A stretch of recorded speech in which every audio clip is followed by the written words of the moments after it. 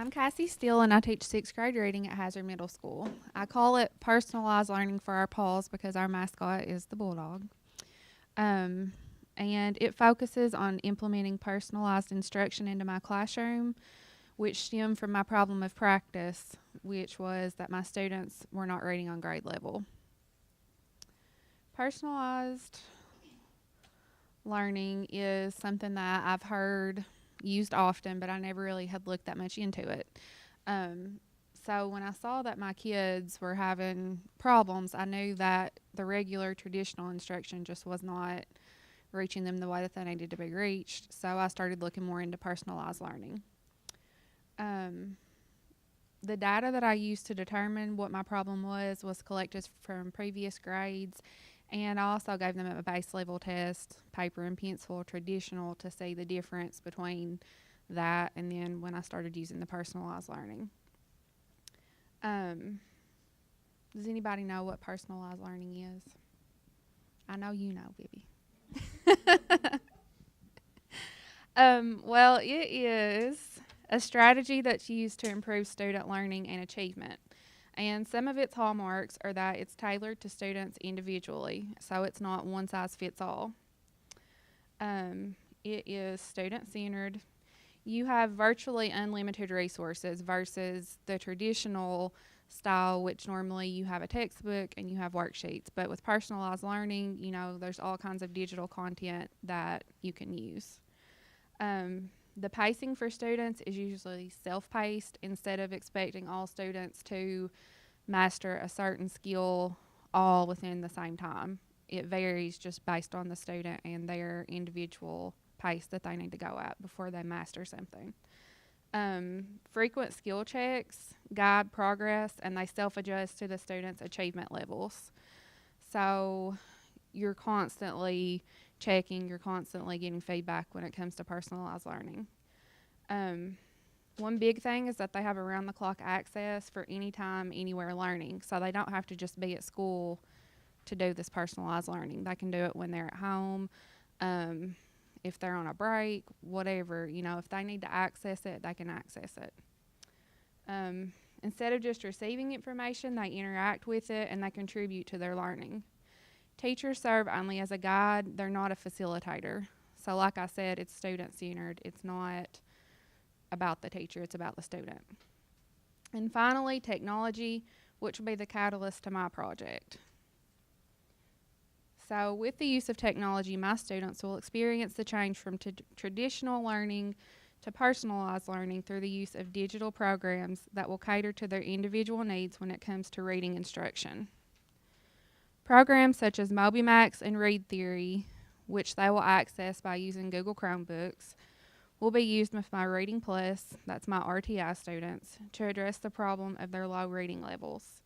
Skills such as vocabulary, reading fluency, and comprehension will be focused on to improve overall reading achievement. And apart from just their achievement, their engagement, they're so much more engaged when they're doing something like this versus if I was to just stand up and lecture. And we already have a routine. They know when they come in to go get a Chromebook, they come sit down, log in, and if there's something that we're not doing that one day, they want to know why. So they really enjoy doing the personalized learning. So are there any questions? Is it self-paced? Yeah. Yeah. I know, like, for example, on Read Theory, like, I can't even assign them anything. What they do the first time they log in is they take an assessment, and then based on their assessment, it assigns things to them. And Certain programs that you found to be. I like Read Theory and then MobyMax, and MobyMax has more than just reading. It has math, science, social studies, reading, and also on MobyMax they have all these different areas. They have vocabulary, language, reading comprehension for like literature, and then they have informational too. So MobyMax, just so far from what I have used, has the most to offer. I also use IXL a lot, like for their grammar and things like that, because that also has all kinds of different things for them to use. So, yes. So, I live in Hazard. Does this personalized learning risk at all creating sort of haves and have-nots depending on who has access to the internet at home, or? Not really, because what we do, well, first of all, at the beginning of the school year, I have them fill out like an inventory about themselves, and I find out if they have, first of all, access to the internet, and then if they have a device to use. And more than I thought have the access, but if they don't, then in these RTI classes, let's say that we assign something the night before on Google Classroom, because that can be used too. If they don't have access, then they can do it that next day in that class on our Chromebooks to get the credit, to stay up with everyone else. And I will say, we took a survey last year, I don't know if you remember, but 93% of our students had access to the internet. I was surprised. Yeah, I was really surprised because when I was getting ready, I was preparing myself, that the majority weren't, but a lot of them do. And where they enjoy doing the things online, they're more likely to do that than if we were to send home regular homework, and they'll come in and ask. They've come in before and they're like, can I do my Excel for Miss Haynes? And I'll say, yeah, even though it's Reading Plus, I'm just like, that's fine, go ahead and do it, so they want to do it. And we also will give out like awards because it tracks all of the students and everything and their progress. So like if they reach a milestone or something, then they'll get a certificate or something like that. And usually we have it announced, the top 5 or top 10 or whatever. So Do they know those milestones ahead of time? In other words, do they shoot for their milestones, or do you just kind of know it'll tell them on the program. that they're approaching? Yeah. Yeah.